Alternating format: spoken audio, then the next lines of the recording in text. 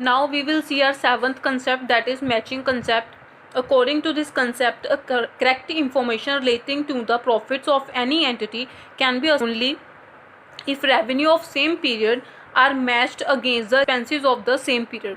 रहा है कि किसी भी अकाउंटिंग पीरियड से रिलेटेड जो भी कि उसके बारे में, उसकी फाइनेंशियल पोजीशन के बारे में तभी अच्छे से सही से करेक्ट इन्फॉर्मेशन जो है वो पता लगाई जा सकती है इफ़ उसी पीरियड के अकाउंटिंग पीरियड के revenues of the same period are matched against the expenses of the same period. इसमें क्या किया जा रहा है कि मेन ये कहना चाह रहा है कि अकाउंटिंग पीरियड के जो रेवेन्यूज़ हैं, एक अकाउंटिंग पीरियड के जो रेवेन्यूज़ है वो मैच होने चाहिए उसी अकाउंटिंग पीरियड के एक्सपेंसेस से।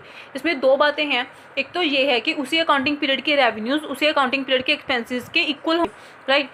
दूसरा क्या है कि जब हम रिकॉग्नाइजेशन का कंसेप्ट पढ़ते हैं तो हम ये देखते हैं कि हमें इस बात का ध्यान रखना है कि किस अकाउंटिंग पीरियड के रेवेन्यू किस अकाउंटिंग पीरियड में हम क्या है उसको रिकॉग्नाइज कर रहे हैं। अगर हम ऐसा करेंगे कि एक पीरियड के अकाउंटिंग पीरियड जो रिकॉग्नाइज तो हमें फॉर एग्जांपल 2019 में करने थे, लेकिन हम क्या कर रहे हैं 2020 में रिकॉग्नाइज कर रहे हैं, या 2020 के थे हम 2019 में उसको रिकॉग्नाइज कर रहे हैं, तो फिर भी वो मैच नहीं करेंगे, रेवेन्यू जो एक्सपेंसेस है वो मैच नहीं करेंगे।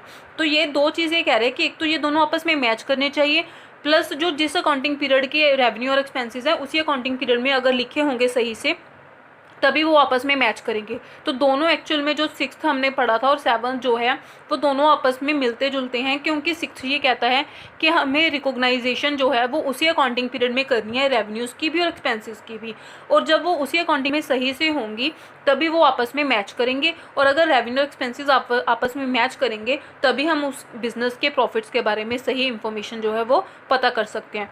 तो यही हमारा मैचिंग कंसेप्ट कहता है कि जो revenue expenses same accounting period के वो आपस में मैच होने चाहिए। Now our eighth concept, this is stable monetary unit concept. अब ये क्या कहता है, according accounting presumes that the purchasing power of the monetary unit, say rupee, remains the same throughout, this ignoring the effect of rising or falling purchasing power of monetary unit due to deflation or inflation। देखो इस सब में ये क्या रहा है, थोड़े थोड़े पार्ट्स में हम समझते हैं। Accounting presumes that the purchasing power of monetary unit से रुपी remains the same। देखो क्या हमारा जो इंडिया है उसमें कौन सी मॉनेटरी यूनिट चलती है, वो है रुपी, ठीक है। रुपी मैंने आपको पहले भी कहा था, अगर हम छोटी सी एग्जांपल के साथ समझे, एक तरफ हम ले लेते हैं मशीनरी और एक तरफ ले लेते हैं लैंड एंड बिल्डिंग। अगर हम आज मशीनरी लेकर आते हैं, से हम लेकर आते हैं 5 लाख रुपीज़ की, ठीक है, 5 लाख रुपीज़ की अगर हम आज मशीनरी लेकर आते हैं, अगर इसको हम 1 ईयर के बाद सेल करने जाएंगे तो क्या वो 5 लाख रुपीज़ की ही सेल होगी? नहीं, क्यों? क्योंकि जैसे जैसे हमने 1 साल में उसको यूज़ किया होगा वैसे वैसे उसकी डेप्रिसिएशन भी तो हुई होगी ना, वो उसकी वैल्यू क्या हुई होगी, घट जाएगी। तो वैल्यू कम होने से उसकी 5 लाख से जो वैल्यू है वो कम हो जाएगी।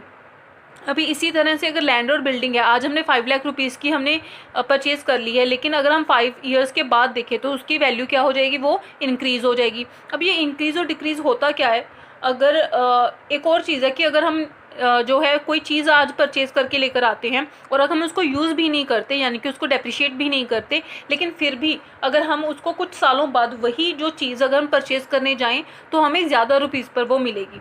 क्यों मिलेगी? अगर आज हम मान लो कोई चीज़ 100 रुपये की लेकर आते हैं, तो अगर हम 1 साल बाद फिर वही चीज़ लेने जाएँ तो हमें वो 110 रुपये की मिलेगी। इट्स जस्ट एन एग्जाम्पल कि आज हमें वो 100 रुपये की मिल रही है तो हमें 1 साल बाद वो 110 रुपये की मिल रही है।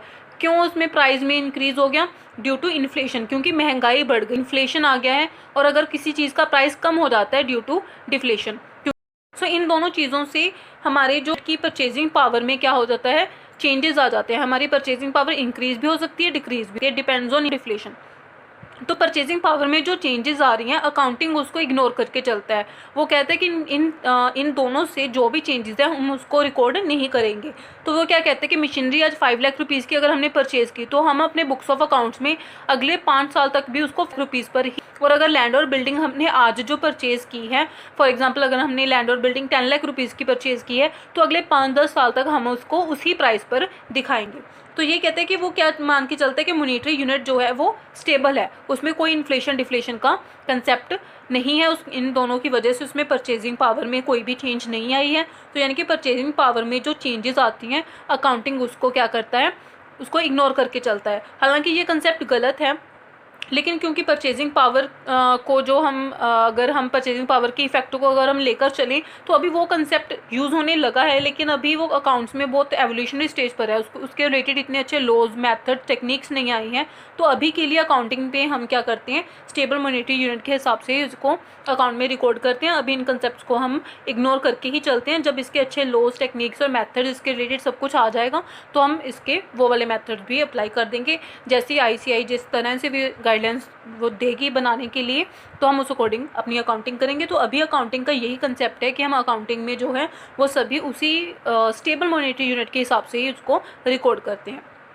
तो ये था हमारा 8th concept, that is stable monetary unit concept. तो इस तरह से हमारे जो अकाउंटिंग कंसेप्ट्स हैं वो ख़त्म हो चुके हैं।